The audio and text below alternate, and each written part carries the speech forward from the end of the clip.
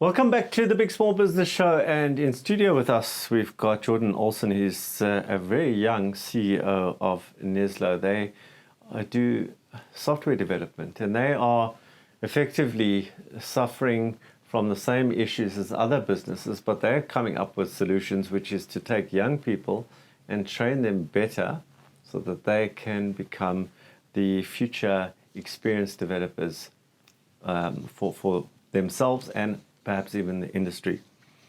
So your question's a very difficult question. What I'm about to say right now might sound quite simple, but I think it's going to be quite difficult to execute on it. So rather take your time, and I'm going to try and take you through the steps to actually implement for each point. So the first thing is that test, that test where you look at the aptitude, that aptitude test. You need to develop your own test, which is better than the industry test, that looks for very specific things with levers that you understand will accelerate somebody's progress. So let me try and give you an example. If you find that they are very good at maths, I'm just using that, they're very good at maths, they've got a much higher probability of getting to the level quicker. Or it might be that they're very good at language.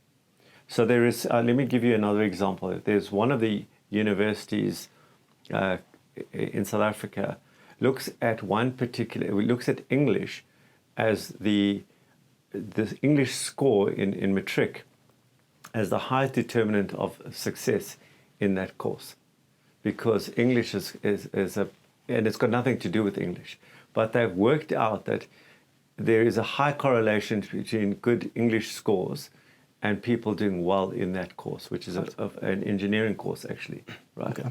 So what you've got to do is try and find in your what are those connective things that you can say that if they do this, then they're probably good at that, and that's going to take you time to experiment around those things. So what you would do now is you'd look at all the people who perform better than the others, then try and look at how they did at school, maybe what their social situation is. Are they from divorced families? Are they from particular areas? Whatever the case may be, you're looking for correlation. And then once you've tested that correlation time and time again, you start to then basically look for that correlation in who you choose.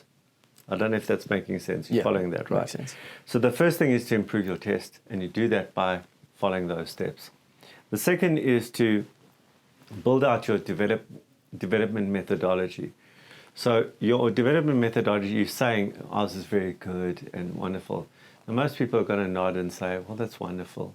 But they won't believe you, because everyone says that, because the next person who comes onto this TV show is going to say the same thing. So how do you prove it?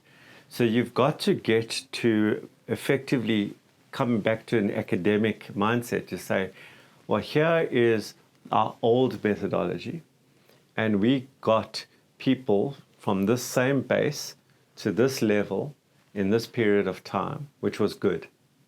Then we changed the methodology to the methodology B, and we got the same base level people to this far in the same period of time, and therefore this second methodology is better than the first methodology.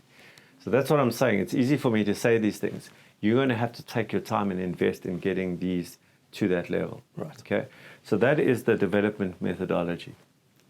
The third is now around retention of your staff.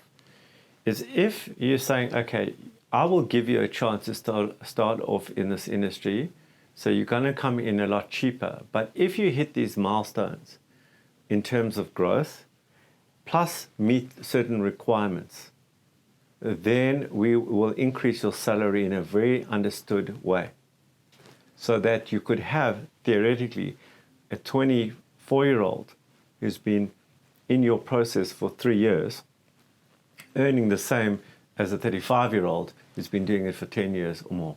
Right. Because they are the A student in the example that I spoke about earlier. Right. So those are the three areas that I think you need to work on, and it's not going to be quick to get this done. Right. So how do you now take this and actually execute on this? You need to put people in charge of this. Somebody in your organization, and in my opinion, to create a department around the testing department or function, somebody's in charge of building out that test. With your oversight, with your input, perhaps it's even you in a surrogacy role. Okay? Somebody's in charge of building out the test. Somebody's in charge about building out that development methodology where you could, hand on heart, say that this is better than anyone else, but not only hand on heart, you can prove it in a way. So you've got to get to the state of proof. If you can't get to the state of proof, you're like everyone else. So that's hard. So that's the second one. And then a third department or function in the business is around managing career paths. Because if you're going to retain, if you're serious about the retention and the growth, somebody needs to manage that. You can't just say, oh, the HR will do that. Yeah. Okay. It has to be a very specific function in your organization, because you're differentiating yourself effectively. What I've just done is create your three core competencies.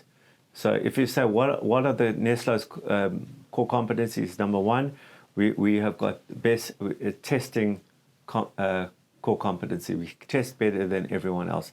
Number two, we've got the best development methodology. And number three, we've got the best retention process in the industry. Those are three core competencies.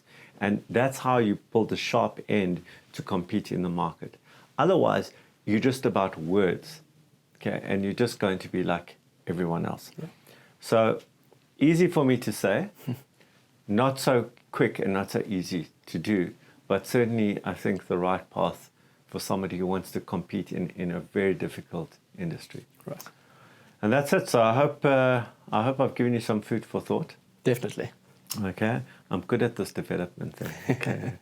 Right. And well done. I understand you started at 23. You're 28 now. Unbelievable. And I really believe I pick winners. I think you're a winner. And I think you're going to go from strength to strength. Thank you very much. And to our viewers, stay tuned for what's coming up next.